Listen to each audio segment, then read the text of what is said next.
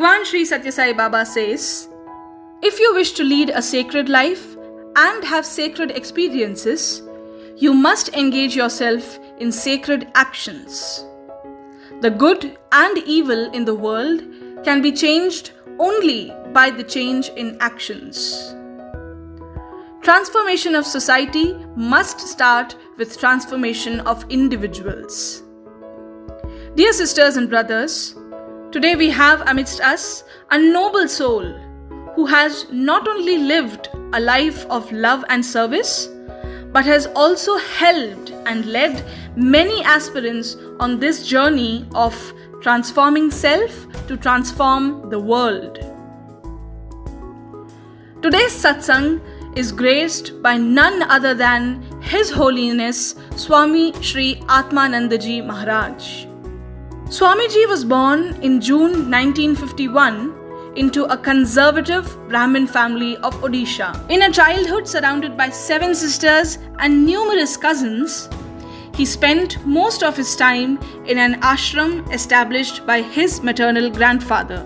Having completed his education in economics and management from Vishwa Bharati University situated in the serene and sacred Shanti Niketan and from Delhi University, Swamiji briefly served as a management consultant in the private sector companies and NGOs.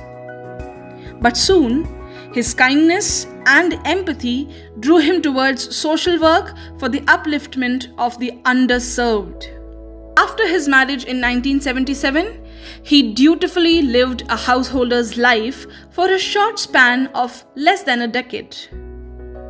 In 1986, on being called upon by the spiritual master, His Holiness Maharishi Movement, Swamiji coordinated his Global Green Revolution project. He then continued as the financial director of Maharishi Heaven on Earth Development Corporation and played a huge role as head of the global team in negotiating with the Brazilian government for the biggest debt swap of a government. It was only due to his able leadership that delicate negotiations with international banks and finance companies could lead to fruition. In 1991, Swamiji left the Maharishi Movement and independently pursued his spiritual journey. During this stint of his journey, Swamiji attained Nirvikalpa Samadhi, which is the second stage of the Eightfold Path. He was blessed with his experience in a cave on the holy Arunachala mountain in Tiruvannamalai in 1993. After this sacred connect of oneness with the Absolute One, he yielded to his urge to stay at the foothill of the holy mountain. Thereafter, scholars, seekers, and aspirants approached him for his guidance and to understand from him the major scriptures. Swamiji has authored several books and commentaries on Veda, Upanishad, Brahma Sutra, Bhakti Sutra, Mimamsa Shastra, and Sada Darshana. His pioneer work on the Yoga of Bhagavad Gita took him to the United States of America in 1995 and to Europe in 2001, where he could guide all seekers and aspirants to walk the path of enlightenment and emancipation. His work specially aims to help people manifest the Universal One in themselves. In 2017, in Bhubaneswar, Swamiji organized the first Chaturveda Rajasuya Yajna in Kali Yuga after a gap of 5,117 years. At present, Swamiji is working on his commentary on the Vedas.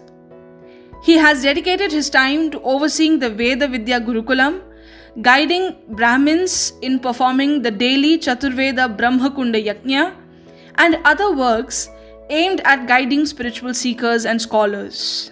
Through his Satyachetana Educational Trust and its Veda Research Institute located in Tiruvannamalai, Tamil Nadu, India, he is managing a major project in pipeline, which is the compilation of a dictionary of scriptures. Swamiji has been an ardent devotee of Bhagavan. He is one of the spiritual leaders of our nation who has not only been blessed and fortunate to know and believe in the Shiva Shakti Swarupa Bhagavan Sri Satya Sai Baba, but has also been granted his darshan, sparshan and sambhashan.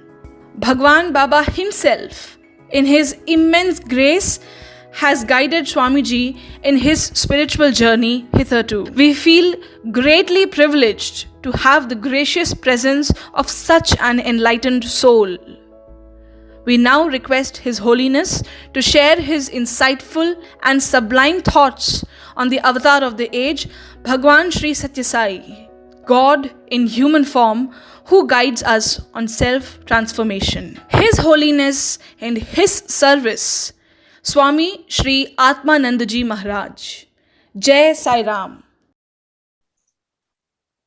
Om Mangalam Bhagavan Vishnu Mangalam Mangalam.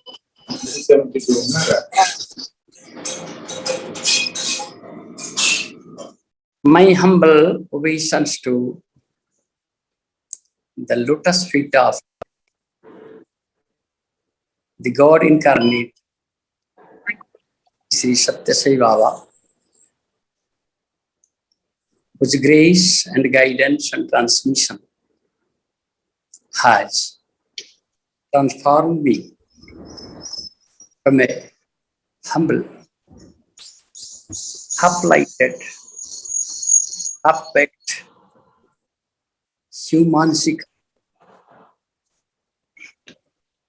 a fulfilled human being.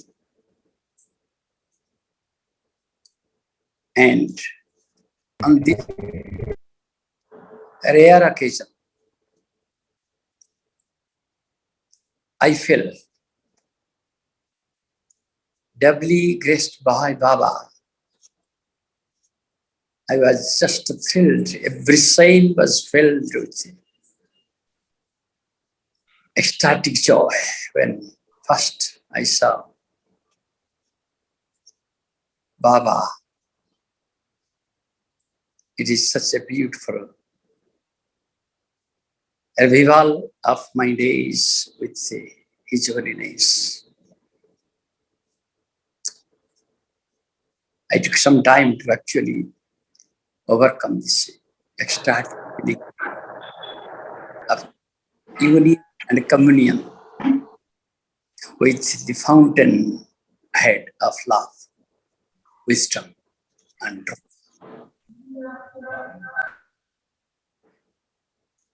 From the beginning, I would like to say something which in 29 years I have not revealed to anyone.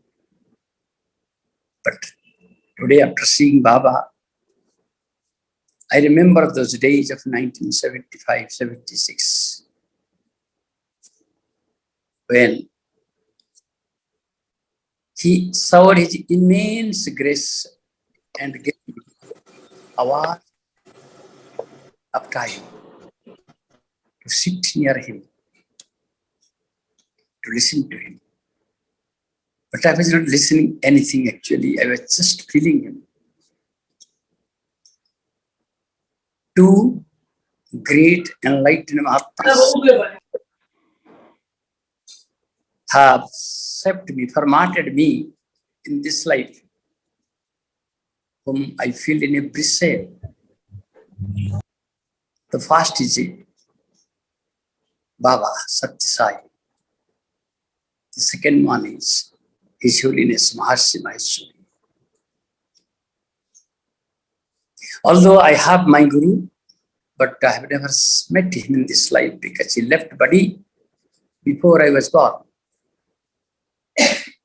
But in the formative years of my journey through the self, I received guidance and transmission from Satya Sai Baba. That time, there was a lot of controversies surrounding Baba's life and action.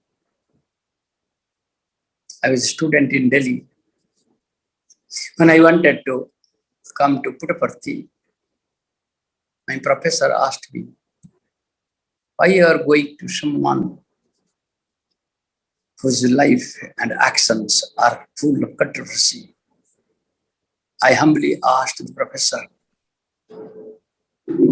is there any controversy as far as transmission is concerned? He had no answer. I told, I am not concerned with his life or his action. I am linked with his force. And I feel God is manifesting through that form. I'm going for that transmission.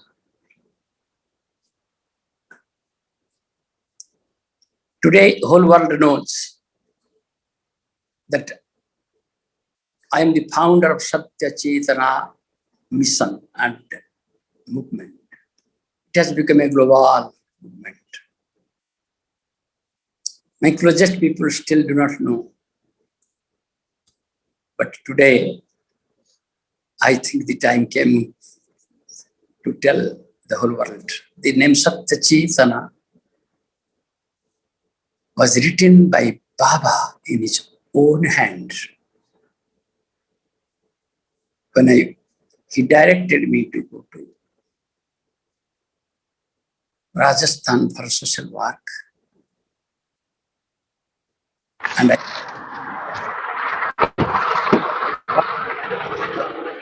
name of the organization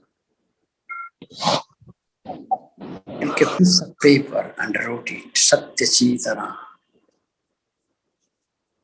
I had kept it as a closely guarded secret to my heart.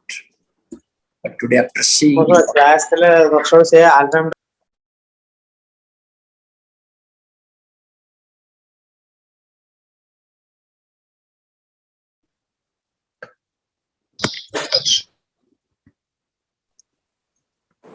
instrument, I'm so happy to see you all linked with a form whom millions have felt as God. God is not a form we know, but God dwells in every form. So when God decides to manifest through a form, that form becomes the manifestation of past love. Next wisdom. Finally, the truth. Satya Sai Baba had this triple manifestation, this three-dimensional manifestation. I felt it. I've seen it.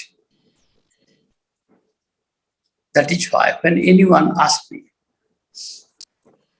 Swamiji, do you feel it is possible for God to manifest as a human being?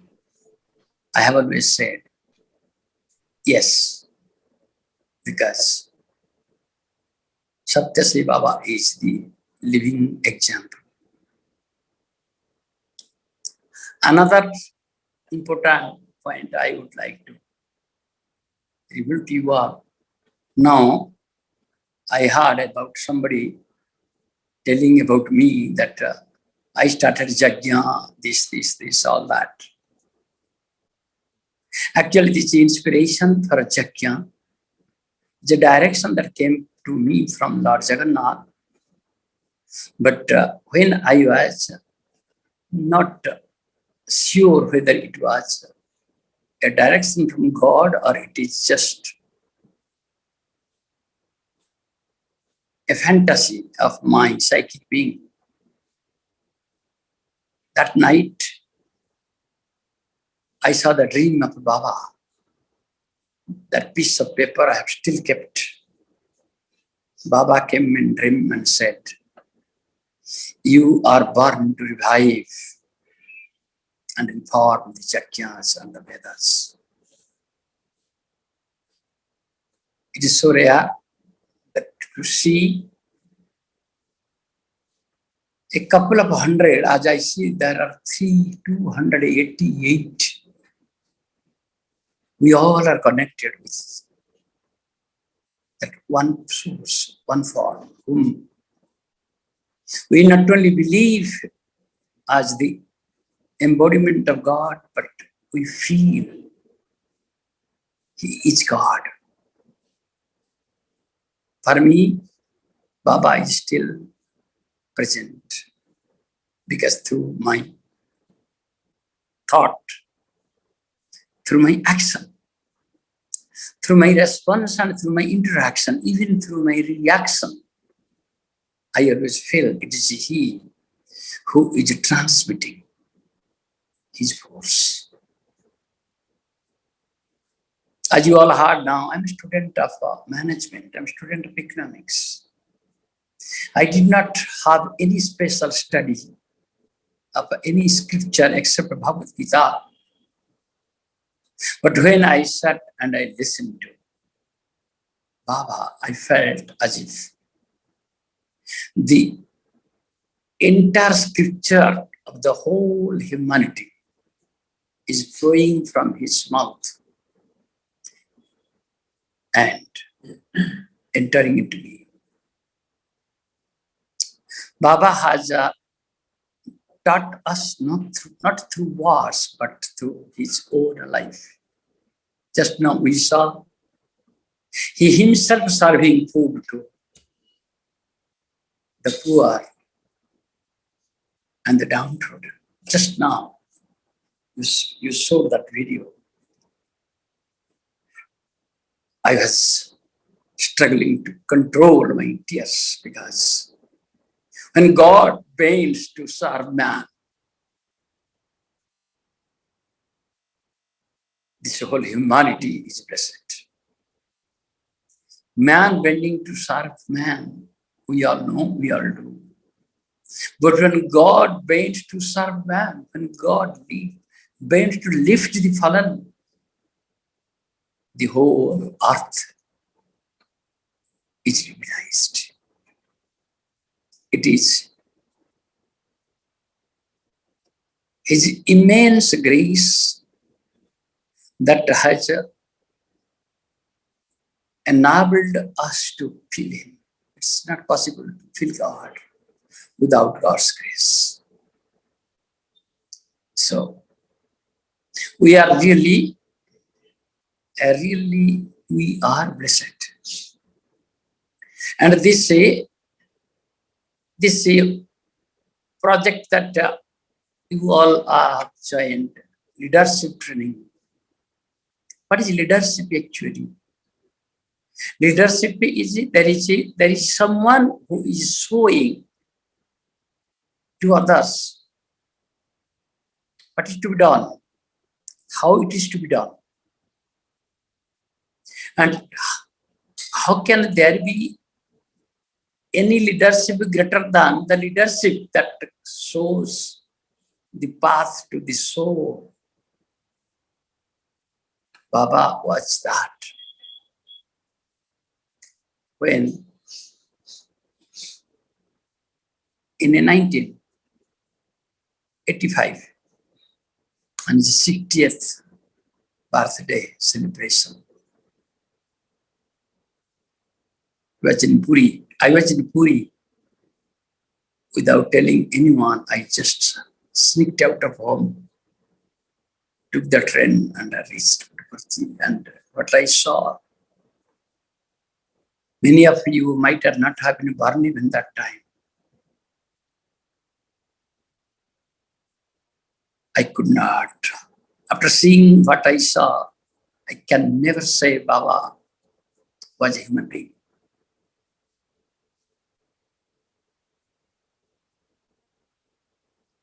To see God in human eyes, to feel God through human heart is something no human soul even can dare. Because the human soul always wants to merge with divine.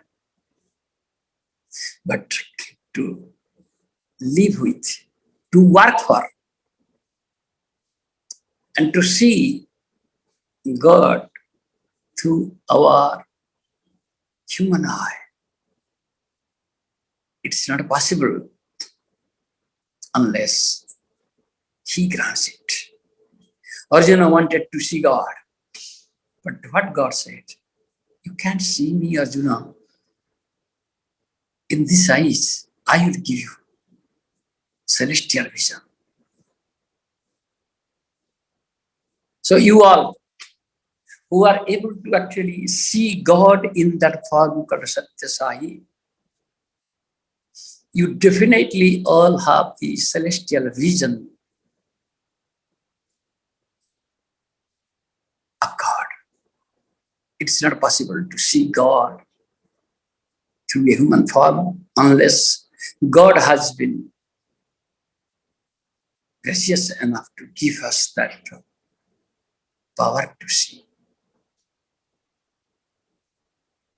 One time in 1976, I had asked Baba, what is the quickest way, easiest way, painless way to realize God?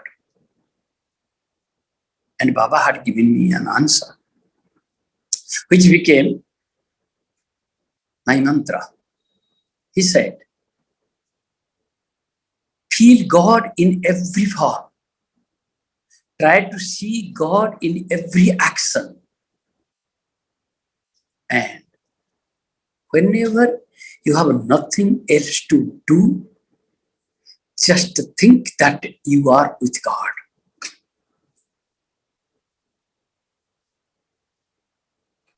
How powerful are these three words? When you have nothing else to do, you just feel you are with God.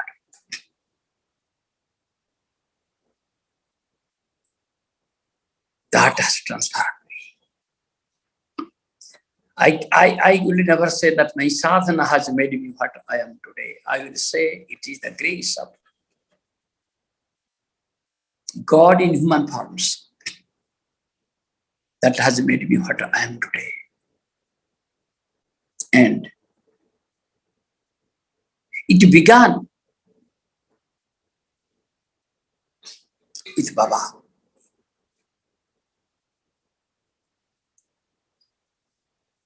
When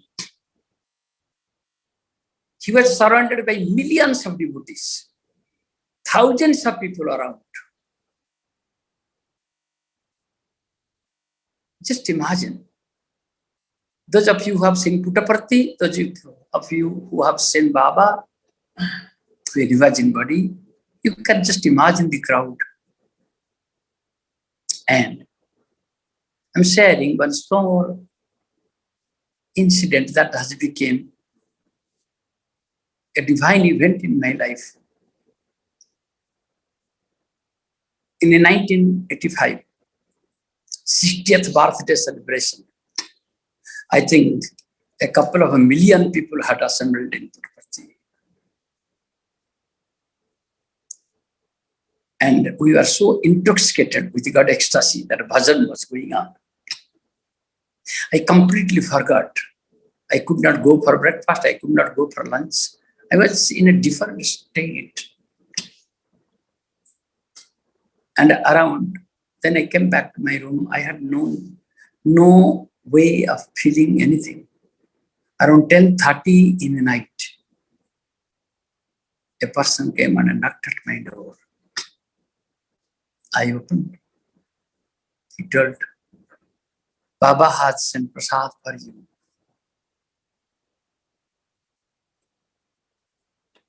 So rare it is to just to recollect this feeling. One who has millions praying for him, sending prasad for me. If this is not God, then what else is? We know our parents, our friends, They think of us. But God thinking of us, sending food to them. 10:30 night. How could he know that I have not taken any food? Who told him? No one needs to tell anything to someone who knows everything, because he is the knowledge. He's not a knower. He's the knowledge itself. He's the love itself. He's the truth itself.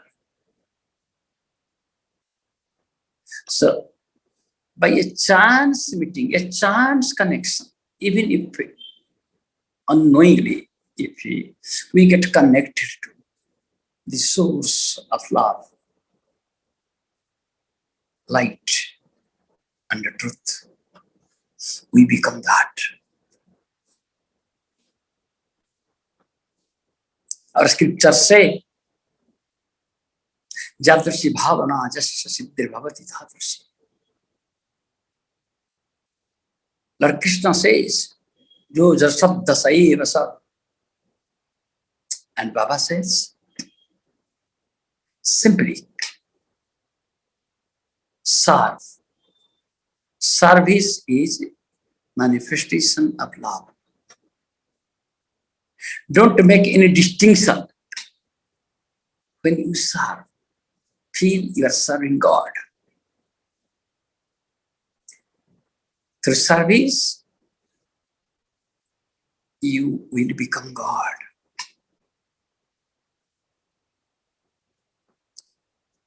Swami Vivekananda, I remember, had said something similar. Be God and make gods. And Baba, through his entire life, I have seen among Sai devotees, I have seen many have been transformed.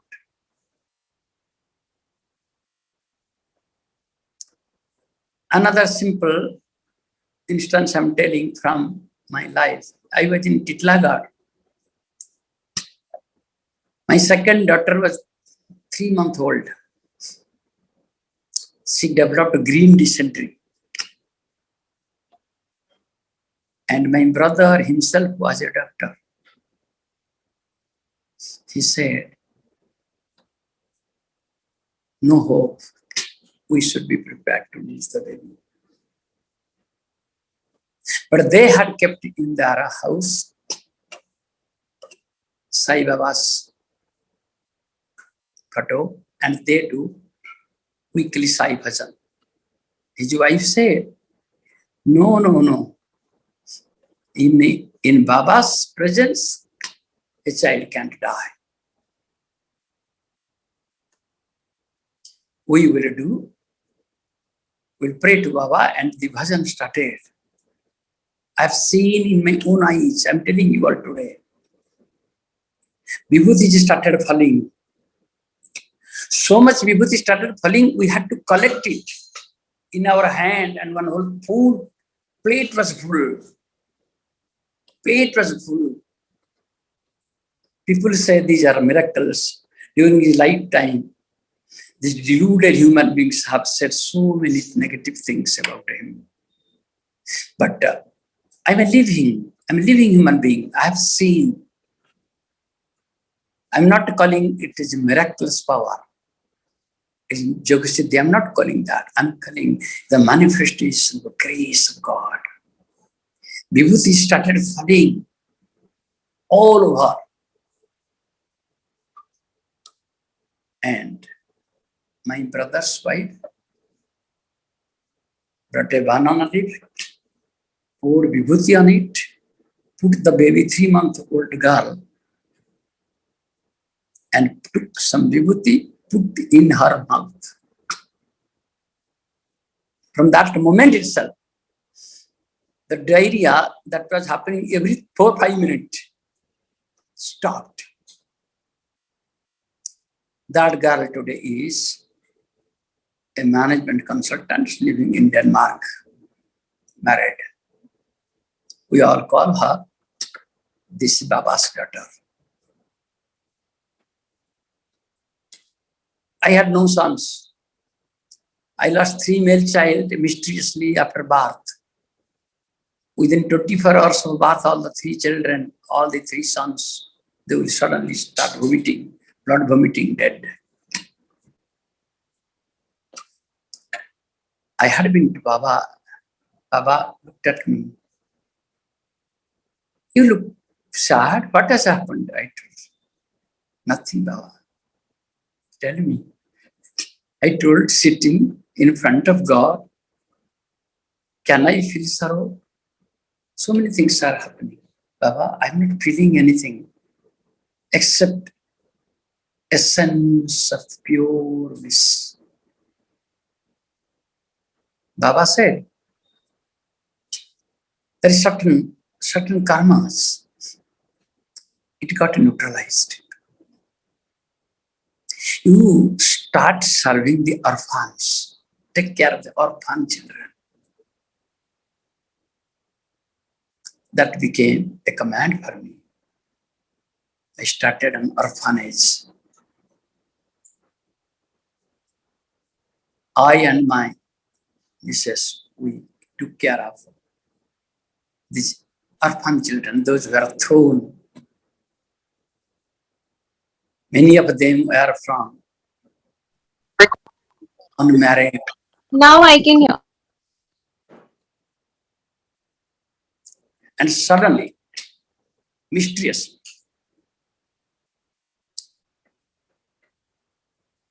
one day I knew that, oh, my missus has conceived again. I had decided to take a vow of celibacy. And I had no interest because after bearing 3 children, I had no patience to again go through that drama. Suddenly, one person came. I was living in a tribal belt. That person came and he gave 3 bananas and told, it is from the puja today. We did Sai Bhajan. I have brought it and give to your wife. And the baby was in the mother's womb. 2 times there was, the mother felt delivery is imminent, and 2 times she got herself admitted to the medical ward, but again came back. Suddenly, one day, the labor pain started. There was no driver. I'm holding the steering in one hand and putting the hand in another hand, and there was a girl, hardly 16, 17-year-old, and we drove to the nearest dispensary, but we could not reach. My wife told her, no, I can't go. Delivery will be here in the jeep. Suddenly I stopped.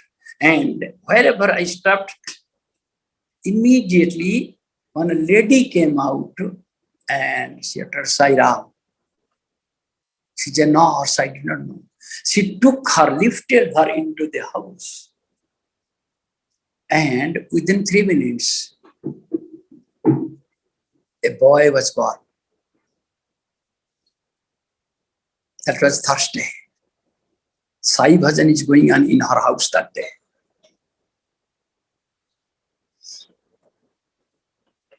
These things, personal life things, I usually don't tell to others because I do not want to make man's mind believe that Baba was God. I'm sharing this today because you all believe Baba was God incarnate. So, who is the leader to guide all of humanity? The leader is always God.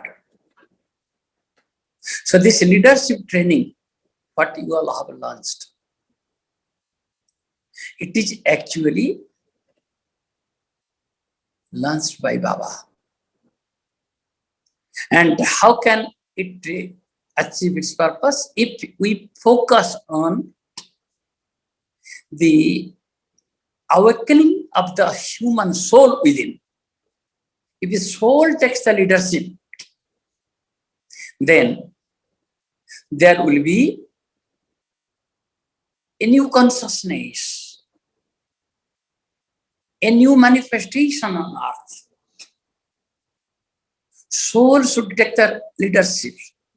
Whose leadership? Soul should take the leadership of the mind in man, the senses in man, the intellect in man, and the prana shakti, the vital in man. How can this be possible? Soul is the spark of Supreme. If somehow, through this leadership training, if somehow we can teach, guide, transmit how the soul in every form can be awakened, and if we can guide them how the awakened soul can be protected from the onslaught of the forces of ego and asuras and animals, the sanskaras that are within, then within 3 years, the soul will be in command. I always say these 3 years, but people don't understand me. This 3 years is not my own invention. It is scripture. Scripture says, Tirvir Rasai, Tirvir Masai, Tirvir Pakki, Tirvir Dini, Atit Kote, Papuni, Rihiva Palamasava. If 3 years, and I was told that this leadership training is in Sathya. Is it not very symbolic that somebody remembered me and wanted me to speak? And it is Sathya. So, how can we give the guidance to thousands of human beings, those who are actually able to feel God within? Those who are not able to feel God, we don't bother about them. Their time has not come. But those who are able to feel God, yes, there is God in me. If we can give them the guidance, the guideline, then the soul will be in command. And we did not struggle for that. We did not read too many books. Everything has been revealed by Baba himself. His speeches, his talks are all compiled. And if these can be explained, read, circulated in groups, and there must be someone who has a direct hotline connection with Baba. Because Baba is still present. He has dropped the body, but he is not gone. If he is gone, we will not be talking about him. He is present. God is always present. So someone who has a hotline connection with him means someone who is feeling him in heart, who is carrying him in his head, who is living only for him. That person has a hotline connection with God. That person should be given the responsibility to guide small groups. Then what will happen? Transmission will work. God never teaches anything. God transmits what? His love. his wisdom, his power called truth. That is the best way to make leaders. Not only India, the whole world needs now leaders. Leaders, those who are having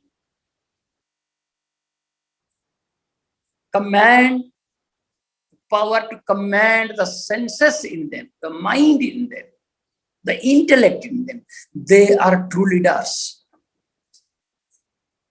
Baba talks of spiritual leaders. Baba never talks of political leaders. I've seen in my own eyes, many of you might have seen, the Chief Justice of India's Supreme Court, the Prime Minister of India, and the Army General, all the three sitting at Baba's feet. I've seen it in my own eyes. Judiciary, executive, legislative. Why? What was there in this fragile human form? What was he carrying?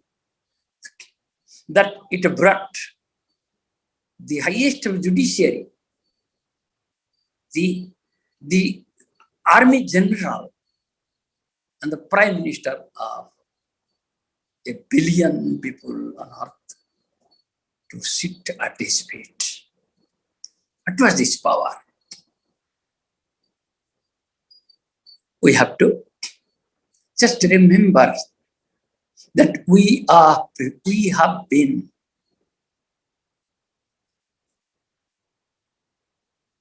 selected by him, accepted by him, called by him, chosen by him, and we have been blessed by him to guide the human soul, not to guide the human mind. Then this leadership will be a mass movement. This leadership program will be a mass movement. There are 280 today, 290 today. There will be a million. Baba never says, I am a Hindu or a Muslim or a Christian. No. True spirituality transcends all barrier of religion.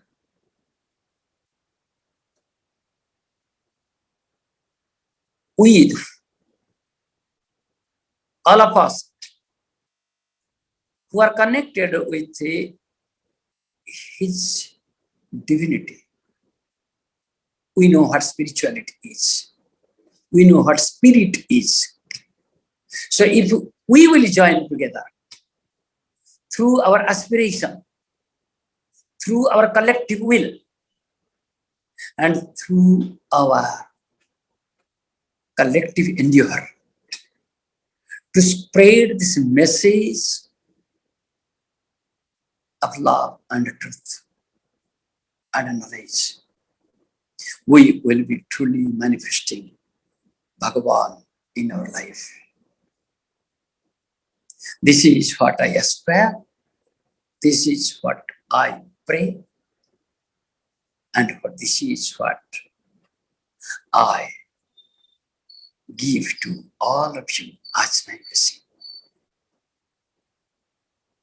I feel greatly honored and immensely blessed to see you all, feel you all, and get the opportunity to share with you all what I am.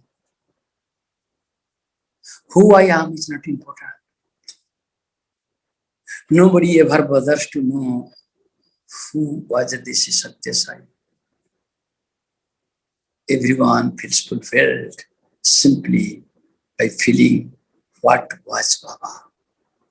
So the introduction, what is hard about me, this belongs to a human being. It's a human form. We are not connected with a human form. There are millions of human forms having mightier and bigger attainment and achievements than this human form about whom you are. But this human form to whom you are seeing now, to whom you are feeling now, is unique, important. Not because he was so and so, but because he carries Baba in his heart. But because he manifests Baba's love through every cell, and because he lives to do Baba's work till the last breath of his life. That is the only uniqueness that this form has, and that is the only identity that this form wants to carry. Thank you all. Bless you all great devotees, all great children of God on earth. Thank you. Bless you.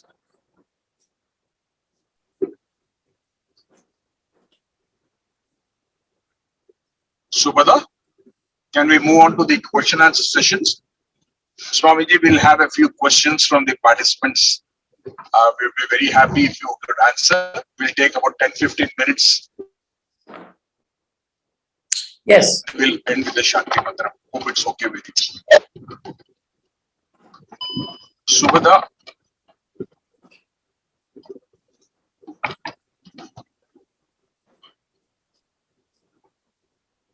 Yes, please. Sairam. Yeah. Sairam. Sairam, sir. Sairam Swamiji. I will request the participants to please raise their hands. And we already have a hand from Tamil Nadu state. We have sister. Sister, please unmute yourself and please state your name, and you can go ahead with your question, please.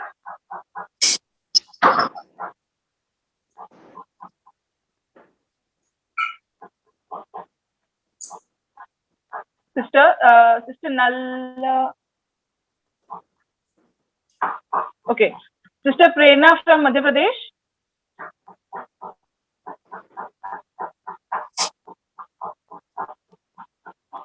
Brother Vikshit, I think everybody needs to be unmuted. The participants are unable to unmute themselves. Yes, I am, sister. I have given them the access to unmute themselves. So I think Nalla, she's unmuted as of now. So she could ask her question, Okay. please. Yeah. Yeah. So please go. Sairam, sir. Yeah.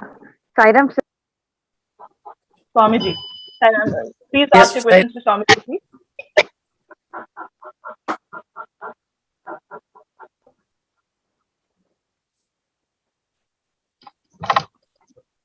Are you able to ask now? Yes, sir. Yes. Yeah, go ahead and ask, Yes, please. Sairam, sir. Sir, I am a only devotee of Swami. So, like my father or parental side, nobody has the devotee of Swami. So, people they'll not believe into Swami. If I am believing, they'll not accept it. And I'm taking the courses and all. They'll take it in a negative way. So I feel that it's a privilege, or it's a blessing of the God. So how can I take it, and how I need to explain to the people like it's a gift of God, or how it is like? So, as I understand your question, you would like to know how you can make Yes, sir. others understand. Understand? Yes, sir. How you can make others understand that to whom you feel as God, they should also feel God in that form. Is it the question that you want to ask? Yes, sir. Yes, sir. Perfect.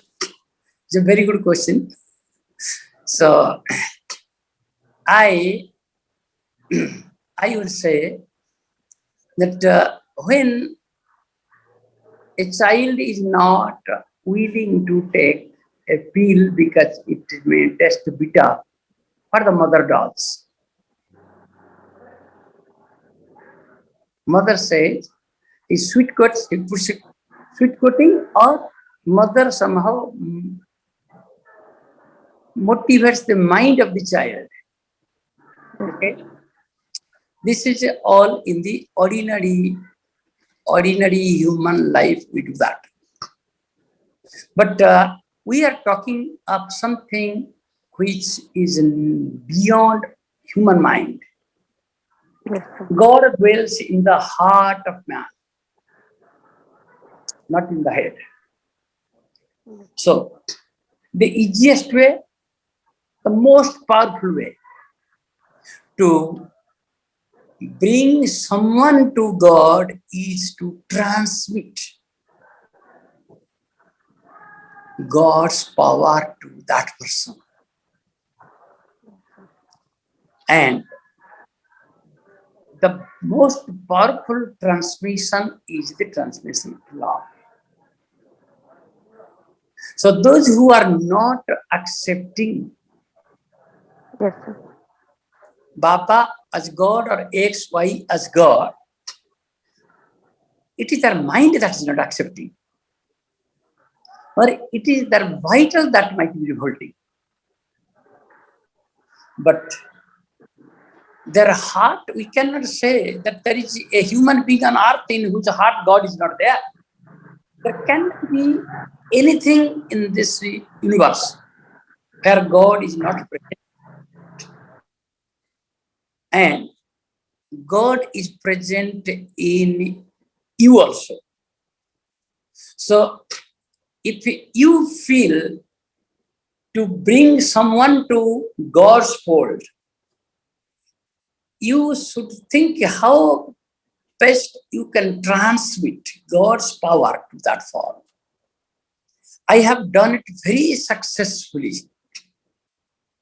And we have so many instances. We have heard from the life of great men, Mahatmas, how they have also brought non-believers, atheists, to the feet of God.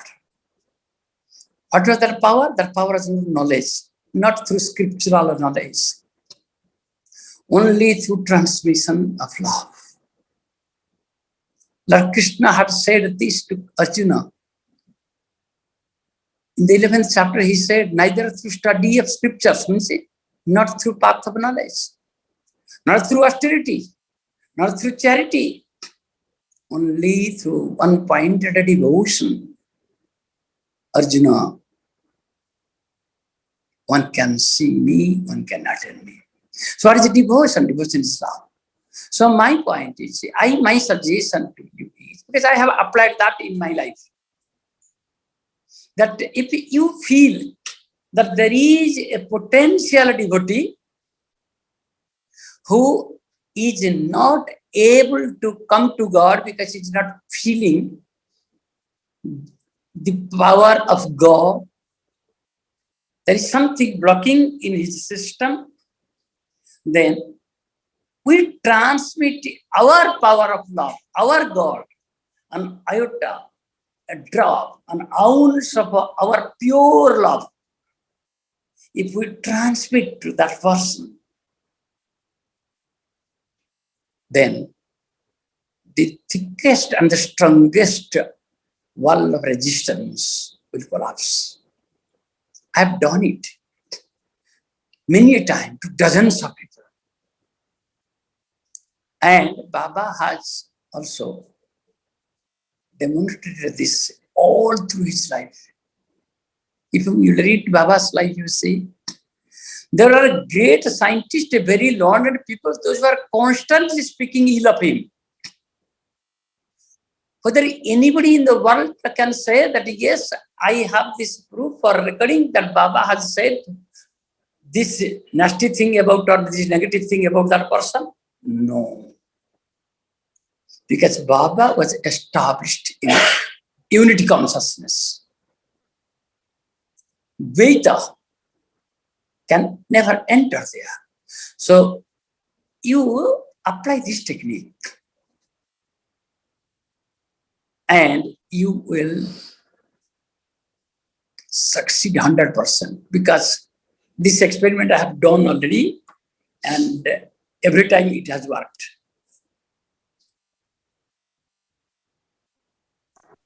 Can we have the next question, please? Valuable answer. Thank you. Sister Prerna from Madhya Pradesh has asked a question. How do we develop and deepen love, more love in our heart? That's the question, Swamiji. How can we expand Develop. our heart's love? How can we expand our heart's love? I'm giving some practical examples. One is, we always love to serve, give. If we begin to serve a stranger,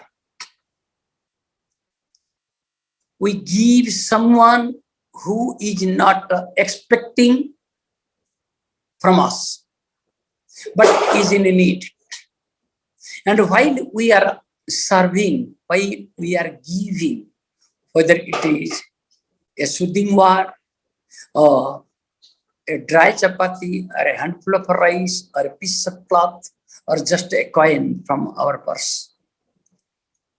When we are giving, if we can invoke that feeling that I'm not giving to a poor man, or a sick man, or an old man, or a crippled man, but I'm giving to the God that is in this crippled body,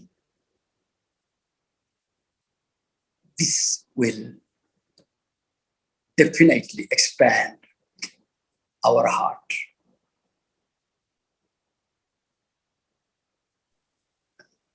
I have done it in my life many times, and I have seen how my heart expanded. In Gita, Lord Krishna says exactly that. Jat karosi, jat asanchi, jat juhusi, dadasi, jat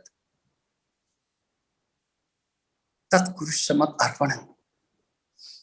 We have not been told, we have not been told, we have not been taught, we have not been trained how we can give to God. We have been taught and told and trained to give to poor men, to sick men, to crippled men. That's why we are always remaining in the human boundary. But if we just change our consciousness and we invoke this feeling and giving this to God. And someone asked me, how can God be crippled? How can God be poor? How can God be sick? I told God cannot be crippled, God cannot be poor, God cannot be sick. But God dwells in the crippled, in the sick, in the poor. If you are giving to God, your heart expands. And that expansion of your human heart will make you God. There will be always sick people on earth, always crippled people on earth, always poor people on earth. But that does not mean that God is not there in the heart of these beings. We should make it a habit that let us give everything to God, not to a man, not to a form. Once we make it a habit, this habit will become our second nature. Then unconsciously, whenever our hand reaches someone to give something, automatically this feeling will come, oh, I'm giving to God. God does not need anything, but we are simply getting divinized by offering something to God. Whenever we are giving to God, it becomes an offering. When we are giving to man, it becomes a charity or a gift or a donation or a help. Action can divinize us, action can transform us, and action holds the key to the manifestation of God in us. That is what my experience also.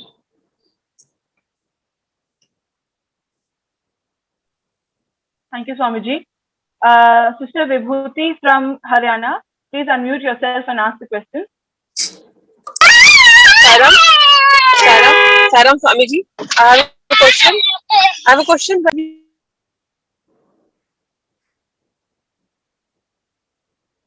Sister Vibhuti, you have muted yourself. We can't hear you.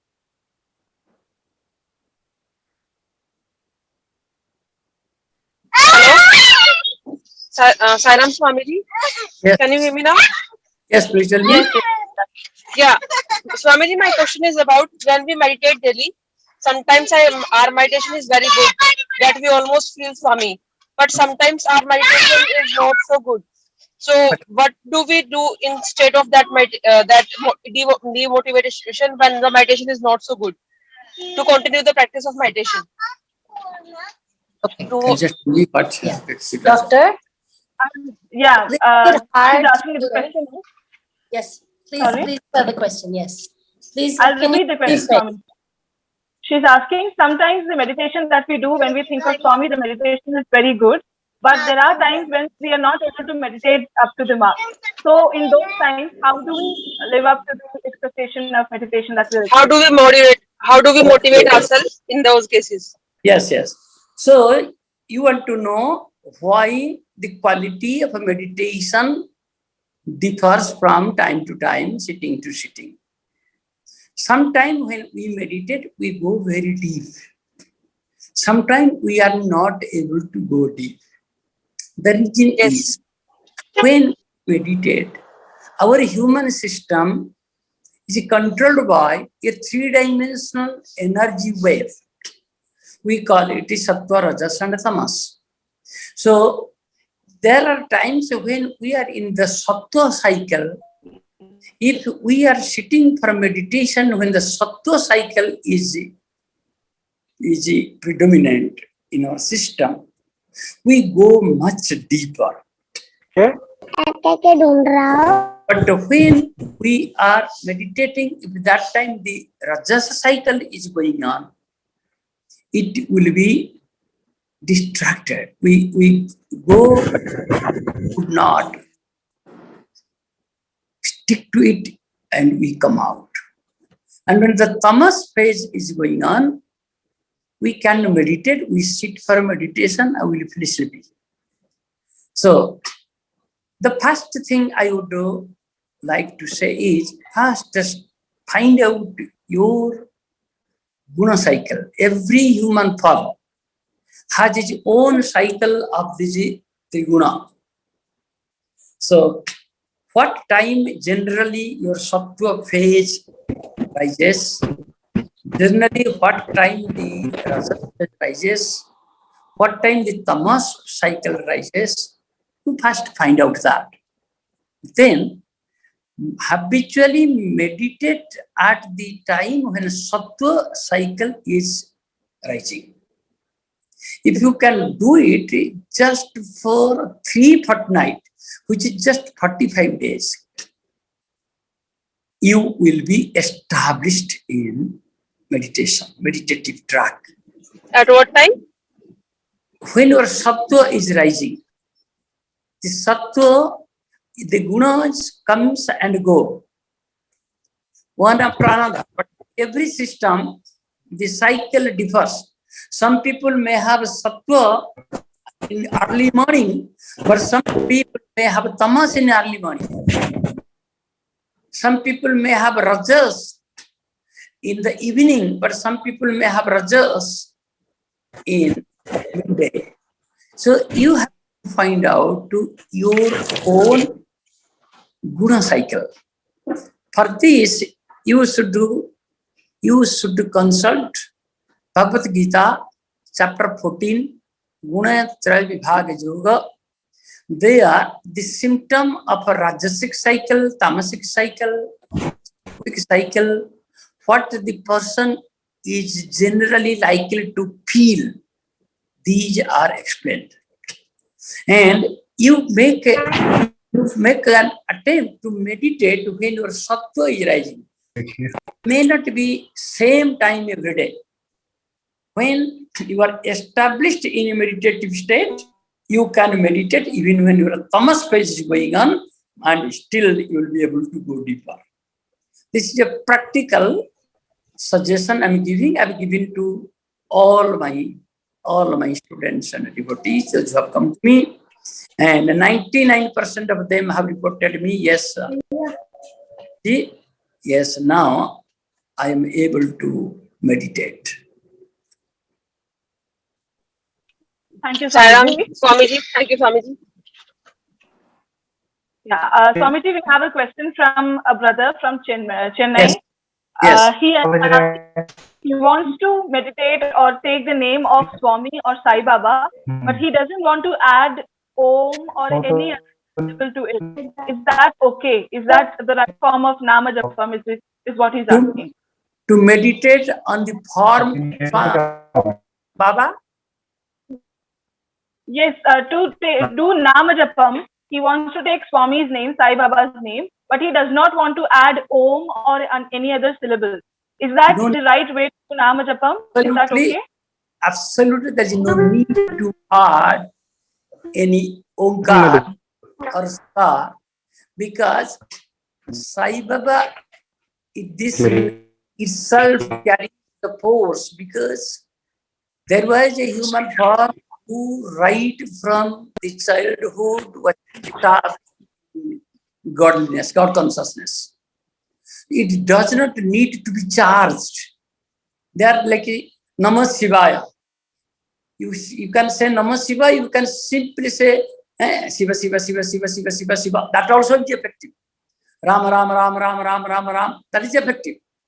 So, it is no need to add this Om. If the name is carrying the force itself, one can say Jai Sri Krishna, one can say Sri Krishna, one can say Om Krishna, one can say Krishna. All are equally powerful. So if one can do the japa in Baba's name, there is no need, no compulsion of adding any Omkar to it. Thank you, Swamiji. We have Brother Sai Prashant from Haryana who will be asking the next question. Brother, please unmute yourself and go ahead. Sairam Swamiji. Sairam. Being a novice in the field of meditation, let me ask a question to a person like you who has reached the pinnacle of meditation. Will you please kindly share your experience on the Arunachal hilltop, like reaching the pinnacle, the final point in meditation? How was it? What the finale seems to be like? If you could kindly share.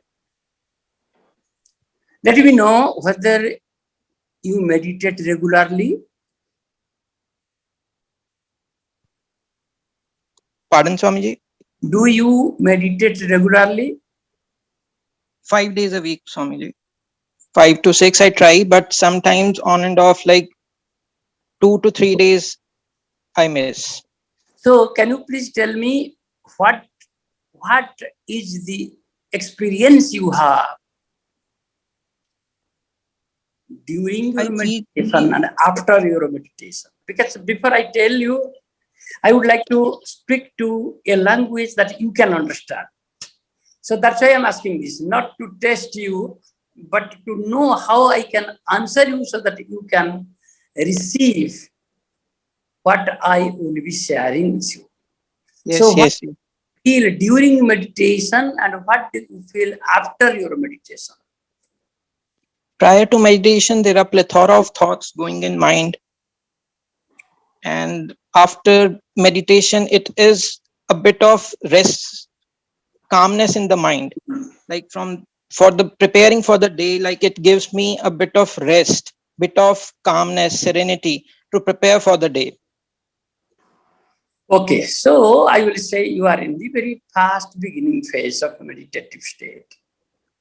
When we sit for meditation, first thing we experience is a lot of thoughts. That's natural. But many people, they stop meditation because, oh, I cannot do meditation, lot of thought is coming. No. Thought is coming. Even then, if you sit for 10, 20 minutes and all 20 minutes is finished with thought, even then you have actually meditated. When we sit for meditation, thoughts from the mental, from the vital, from the intellect plane comes. Okay? It's natural. But if we sit quietly, then the quantity of thoughts and the quality of thoughts begin to go down. And you begin to feel some sort of tranquility. But until you have really transcended that zone of tranquility and gone beyond this state where you, the meditator, do not exist. Meditation only exists. ध्यान ही नहीं है, ध्यान है सिर्फ. There is no meditator. Meditation is there. Until that comes, one has not actually done full meditation. But to come to that stage, one has to sit for meditation regularly. So it will come. Now you asked me that what I felt. I did not enter to the cave to meditate. I had already completed the meditative stage before I came to this Arunachala hill. If you are familiar with the yoga terminology, you know in Ashtanga Yoga, what is called the Raj Yoga, Jama, Niyama, Asana, Pranayama, Pratyahara, Dharana, then Dhyana. Dhyana is the seventh step. After Dhyana, there is called Samadhi, absorption. So I did not come to Arunachala mountain to do Dhyana. Dhyana I was doing everywhere. Sitting in a park, even in a crowded marketplace, even while sitting in my car and the driver driving, sitting in the seashore. I had reached a state when I was not doing dhyana. Dhyana was coming to me many a time, putting me in difficulty, how to function in day-to-day life. This dhyana is coming uninvited, uncalled for. That was the state when I came to Tiruvannamalai, and it was not intentional. It is also by a divine incident, you can say. It brought me to Tiruvannamalai, and I went to the mountain because I wanted to have a secluded place. And as soon as I came to the mountain, I experienced first Samadhi. So Tiruvannamalai experience is the experience of Samadhi, not Dhyanam. Because Dhyanam I had already reached that stage. So in Samadhi, there are different layers of Samadhi. Samadhis basically are of two major types. One we call the Savikalpa Samadhi or the Sampragyanta Samadhi. The other we call the Nirvikalpa Samadhi or Asampragyanta Samadhi. In English, we call it seedless Samadhi. Seed Samadhi means Sansara is there. So, depending on which layer of Samadhi I was going to, experiences will be different. So, these are very, I'm not saying these are very difficult or very complicated state, but these are very spiritual states, and I do not know many are familiar with these states of Samadhi. We call it Savitarka, Nirvitarka, Savichara, Vichara, Ananda. So when I was here, my experience was pure awareness. When I was walking, even when I was laying down on this bare stone, even when I was exposed to this 40 degrees Celsius temperature in mid-May, mid-July, but my pure state of bliss was not getting disturbed. When I was not for days together, when I did not have a drop of water to drink even for 3-4 days also, still my consciousness was not descending to the state of the body so that I can feel the thirst or hunger or tired or heat or cold. That was the state I was.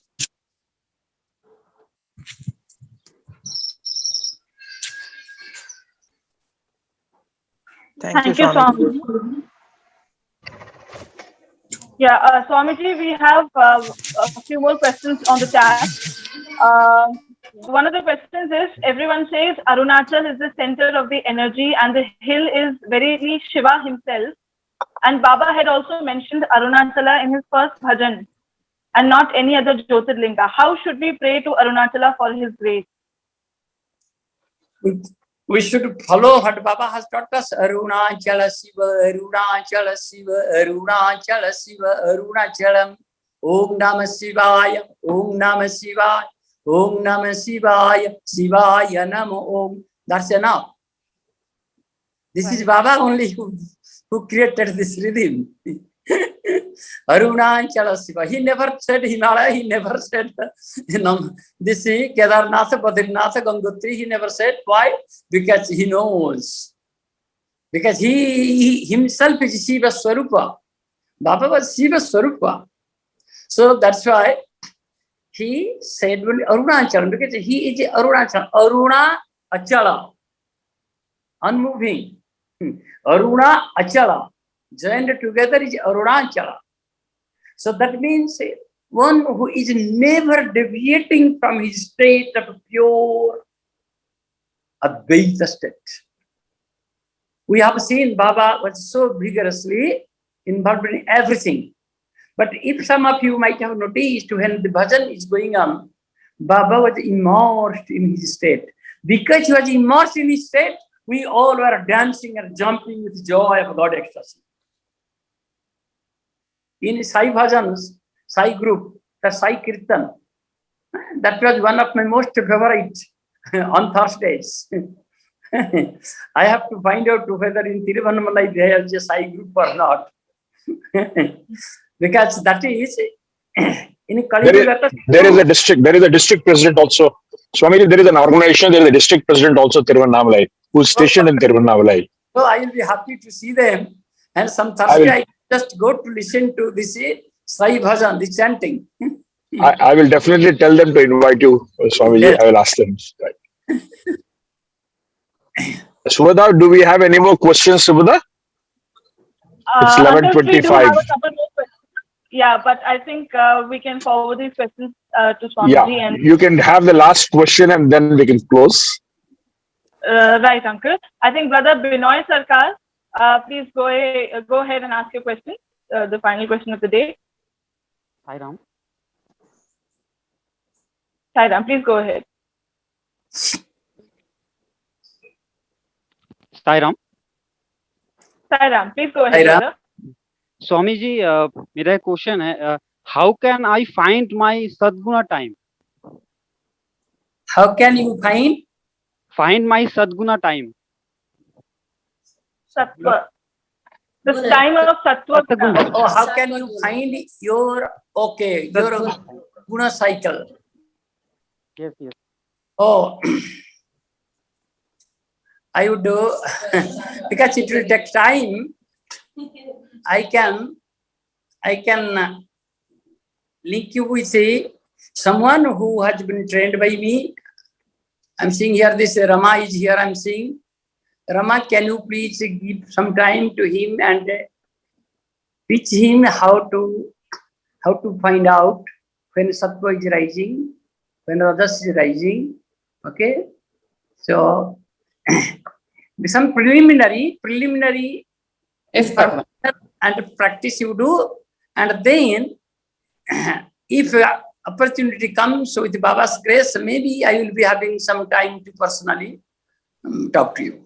But you please get linked with Rama, and she is directly connected to me. She has learned all these. She can guide you. Thank you, Swamiji. Brother Varun from Uttar Pradesh, please quickly ask your question. Sairam Swamiji. So my question is about in the beginning that we heard that there was a yajna performed and organized by you, which was happening like after 5,000 years.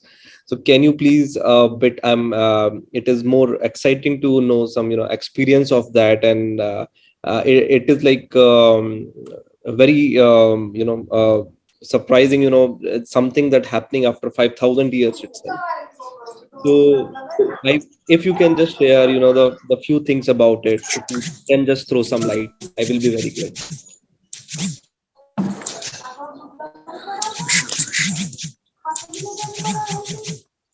Thank you for asking this question. This is what I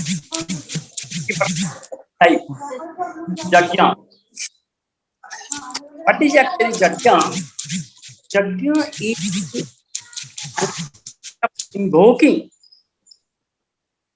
the divine forces that are present in this universe and direct them towards us, towards the earth, towards a particular human being to take care of the problem the individual is facing, or the country is facing, or a family is facing. The whole purpose is that in Bhagavad Gita, Lord Krishna has said, let this Yajna be your Ishtakam Dukh. Let this Yajna yield you the result that you seek from gods. So, the Yajna I did is, that is called the Rajasviya Chaturved Yajna. Rajasviya Chaturved Yajna is basically a Vedic, ancient Vedic method of charging the elemental structure of our planet. The elemental structure, there are 5 elements, we call the Pancha Mahabhutas. This whole universe is made up of these 5 elements. Our human body also is made up of 5 elements. So, due to the impact of time, these elements were in a disequilibrium state. Ether and air and fire and water and earth, these elemental forces were not in perfect alignment. Through Yajna only, this alignment is ensured. We hear of Satya Yuga, Treta Yuga, Dwapara Yuga. In those times, there was no sickness, no disease. Even old people were able to do everything. Earth was completely filled with positive energy.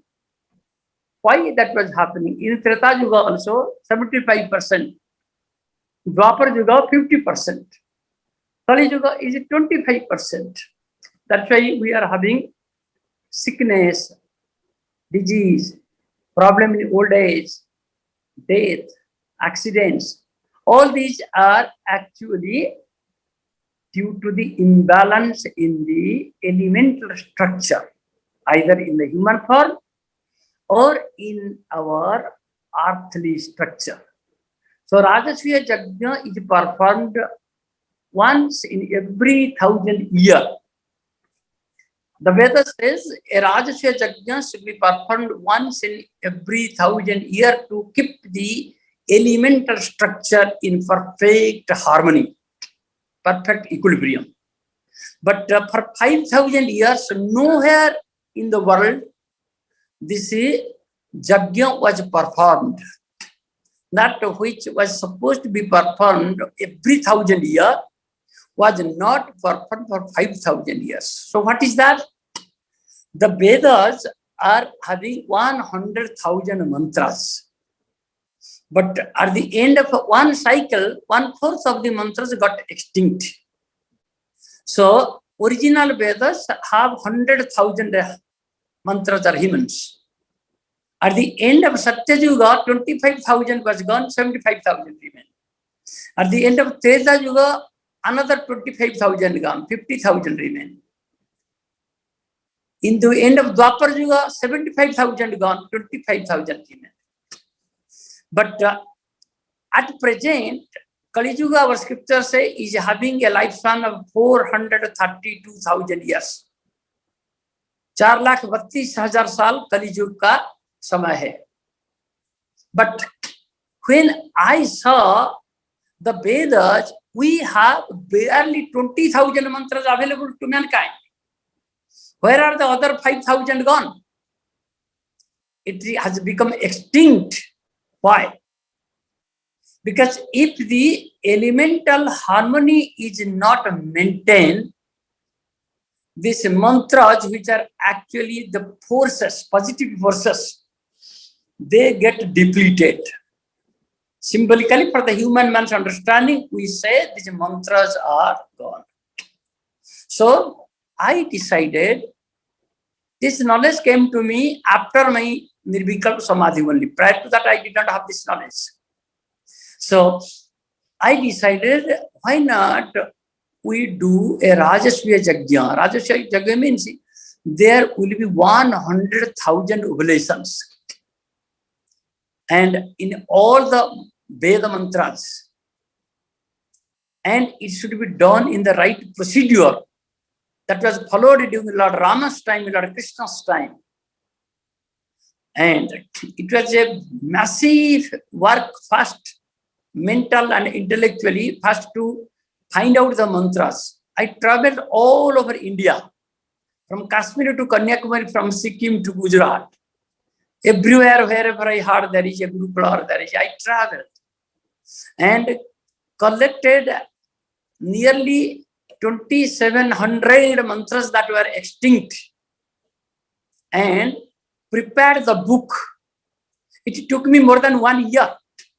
Engaged 50 or 60 people to type it, then transcribe it, then edit it, then print it. And then the invitation has to be sent to the whole state. So we have to make a Yajna Ratha, a chariot was made. There we put this Lord Jagannath and Jagannath Balabhadra, the Chaturdha Murti, and the Yajna Ratha was sent to every district of Orissa and on a pre-decided route, because Yajna Ratha is not supposed to reverse. That was also another Herculean task. Getting permission from government was another challenge, because it has to move through Muslim areas, it has to move through Naxalite areas, Maoist infected areas, and there are also places where there is no road, chariot cannot go. So all these problems we have to encounter, and we did it in Bhubaneswar, in the capital city. We performed it. I had to train the Brahmins collecting from different parts of the country, trained them how to chant the mantra in Yajna rhythm, not in the priest rhythm as we are hearing. And then The material also has to be collected. The material that is offered, these are all herbal, it must be organic. The ghee that will be used must be from pure cow ghee. It should not be mixed with any other ghee. Then one ashram from Rajasthan that was contacted where they have 3,000 cows in their Gosala. Swamiji was approached and he agreed to supply the ghee and we performed it. Nearly 1 crore was spent, 96 lakhs rupees. We did it. And after that, I felt the power of Yajna and some harmony is restored. Then I decided after performing the Rajasya Yajna, as per the Vedic procedure, we have to perform independent Yajnas of each Vedas. So Rigveda, Samaveda, Yajurveda and Atharva Veda, separately in 4 different places also this Yajna has to be performed. Then the Yajna, Vibhuti Yajna, holy ash has to be collected. It has to be immersed in the ocean. So it was a massive, massive work for the whole humanity. And it was possible only, I will say, God's grace and Baba's direct intervention. I have written that in my diary, that note is also there. Baba came in the night and told me, Chaturveda Yajna will be done. I am with you. I am with you. I got up, it was 3:45 in the morning.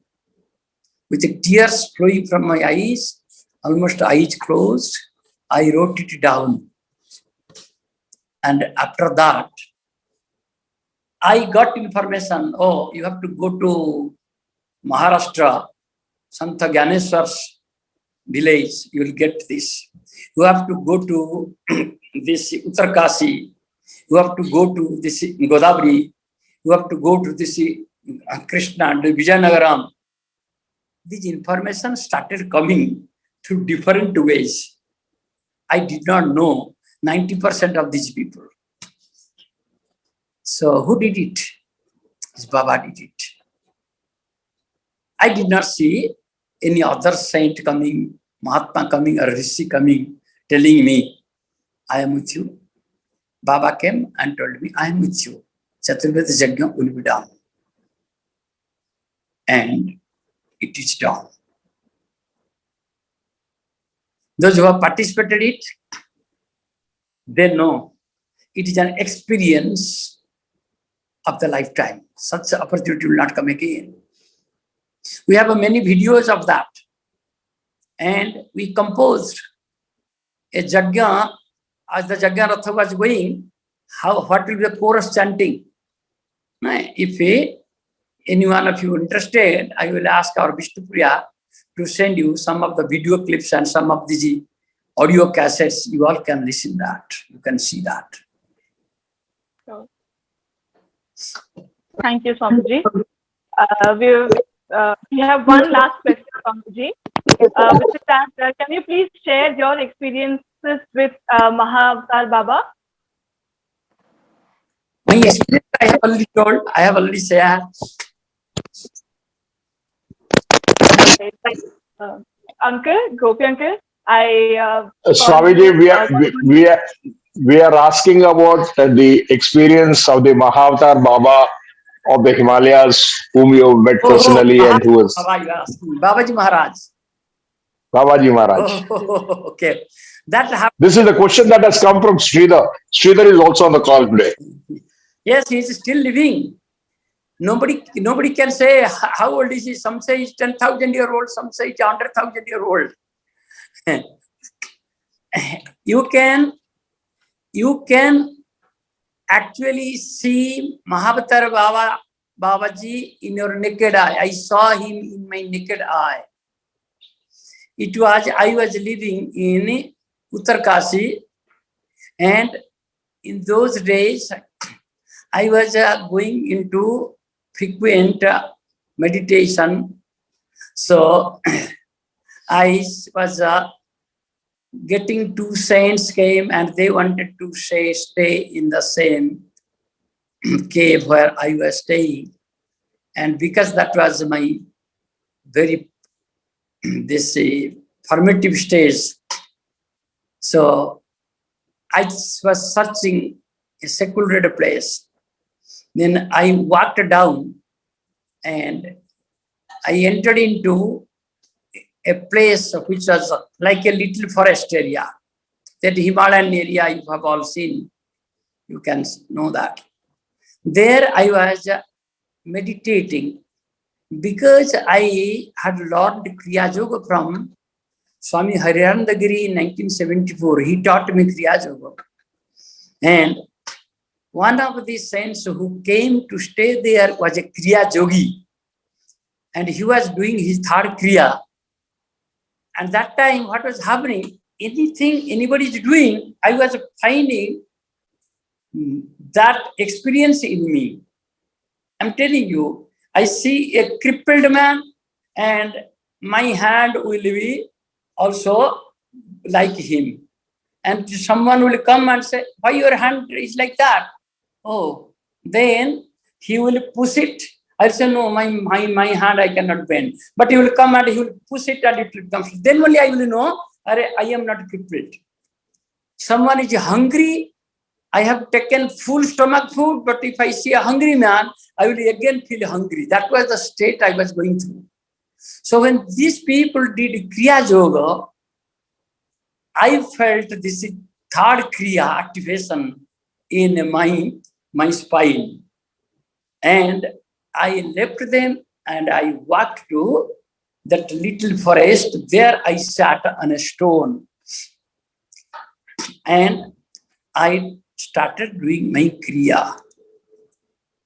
Suddenly, I heard there is a murmuring sound as if a wind has come and the trees are just moving.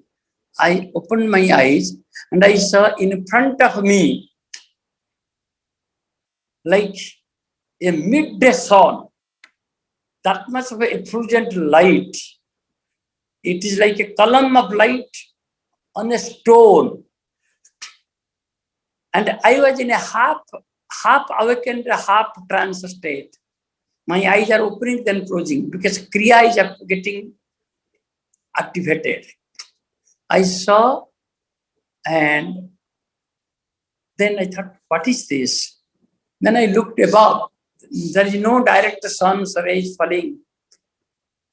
Then slowly that column of light became like a smoky form and I saw Mahavatar Babaji. I think for a few seconds or few minutes, I don't recollect. I just became a statue. So much of transmission. But then the human energy came because I had not attained the Samadhi that time, what the state where I am now. I did not have that state that time. So my body could not handle. So the human thought came, oh, here is Mahavatar, I have seen him. Paraman Yoganandaji has mentioned about him in autobiography. I got up, I wanted to do pranam, to touch his feet as when he vanished. And I was shocked. He appeared again in another stone. Then, driven by some force beyond mine, I ran to fall there at his feet. He vanished and he was hanging in space. Hanging in space. And I distinctly heard a voice in Hindi. हम शरीर नहीं है किसको छुओगे तुम? I'm not body to whom you want to touch.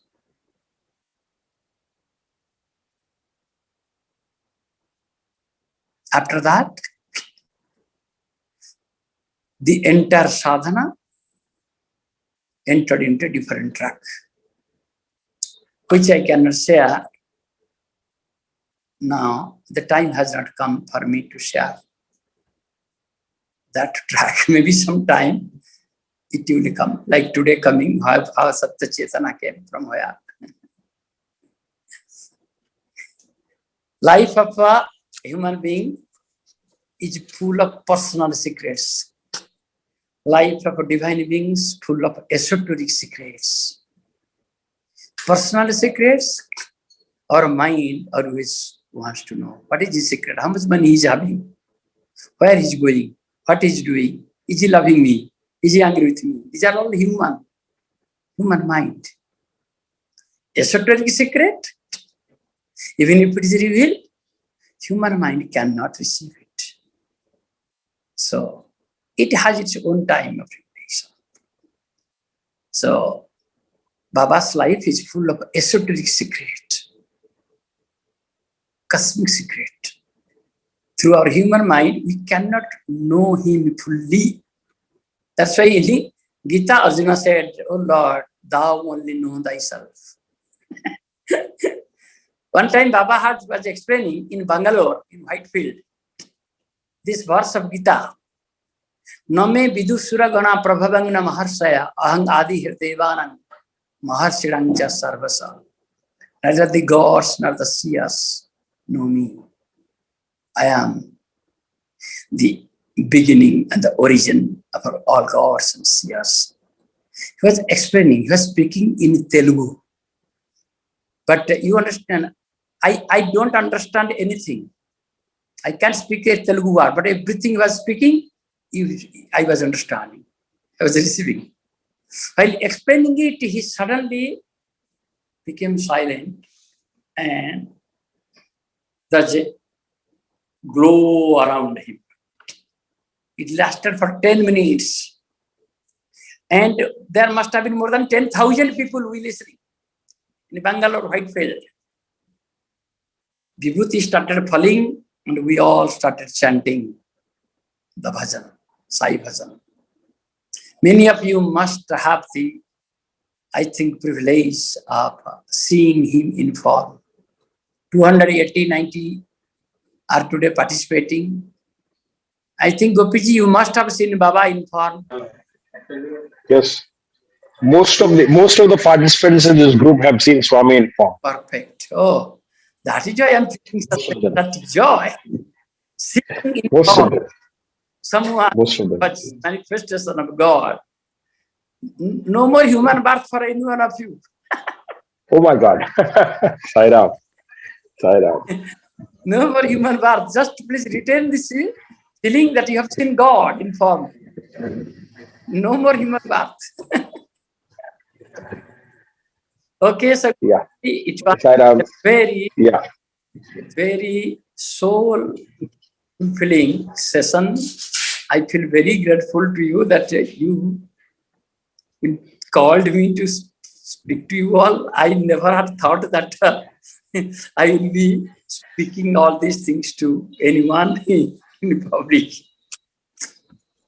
Swamiji, on behalf of the chairman of the All India Satya Sai Seva organizations and as the convener of this program, I think we are immensely blessed today to have your eminent presence here and your spiritual talk of awakening each one of us in this leadership program is itself a divine blessing. I am very, very sure that, that without the will of Bhagwan, this program would not have happened. And I also know that you would not have opened up so freely to this group. I have interacted with you earlier, but you have spoken so many things that we did not know of your interactions with Baba, which you have mentioned today. And I think this is purely the divine blessings and directions of Bhagwan that has come to all of us through you.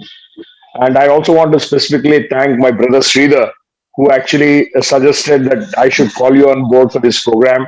And it is with his direction and guidance that we had your eminence presence.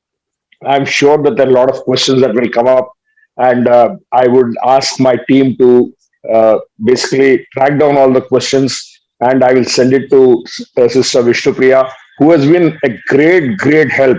I think, on behalf of all of us who are here, Sister Vishnupriya, who's a yogi in the making under the guidance of Guruji, who has been coordinating with me all through these days to have His Holiness here with us, is somebody whom we should extend our loving gratitude. Thank you, everyone. Thank you, Sister Ramaji, for joining this program. And I will touch base with you soon. And we will post those questions that our youngsters are asking. This is a very vibrant batch of youngsters. They're professionals, doctors, dentists, they're software engineers. There's a very heterogeneous group here who are in the age group of 21 to 35. And as you mentioned, Guruji, these are the future of our organization and also of the nation and the world. And we stand blessed today with your spiritual talk and spiritual directions that you have given us. We will connect once again whenever Swami ordains us to do that so. And wishing all those who are there in this group a very blissful morning. Thank you and Jai Sai Ram. We will end this program now with the Shanti Mantram. Thank you. Sai Ram. सुखिनो भवन्तु समस्तलोकाः सुखिनो भवन्तु समस्तलोकाः सुखिनो भवन्तु